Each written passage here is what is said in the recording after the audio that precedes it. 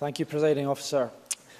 In Carers Week, I would also like to take this opportunity to express my thanks and deep admiration for carers across Scotland, and in particular to those in my own constituency, from the work of the North West Carers Centre in the north of this city to Cornerstone's In Your Corner initiative supporting young adult carers in North East Edinburgh.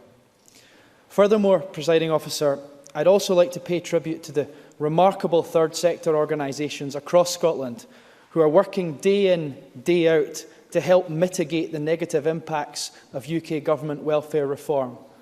Organisations like the Citizens Advice Bureau in Leith, which I visited on Monday, or the Grant and Information Centre in my constituency. Presiding Officer, behind the wording of the government motion there is a fundamental question. A question focused on how we can support the weakest members of our society better through different, wiser and more compassionate choices than the current UK government, where and when this Parliament has the power.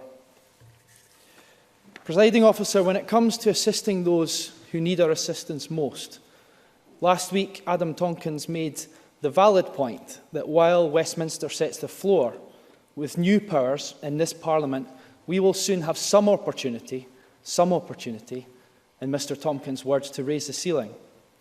However, the challenge for us here in Scotland, which Mr Tompkins didn't mention, is not just how we improve our social security system, but also how we do so with only 15% of social security powers, and how do we make progress from a financial and policy position with the floor that Westminster sets, to use Adam Tompkins' analogy, is steadily falling, cut by cut and year by year. Presiding Officer, the circumstances facing the most vulnerable in our society are of course difficult and challenging. And so the role of government should surely be to assist them, not to judge. It should surely be to support, not to distress. And it is for these reasons that I believe in the Scottish Government's commitment, outlined by the Minister, to create a social security system with dignity and respect at its heart, to use new powers to make a meaningful difference. And I particularly support the Scottish Government's proposals to ensure that disability benefits are not means-tested and instead that assessments are fair and transparent. Because, Presiding Officer, at the moment the UK Government's cuts to disability benefits are often unfair and they have caused unnecessary and unacceptable stress and financial hardship.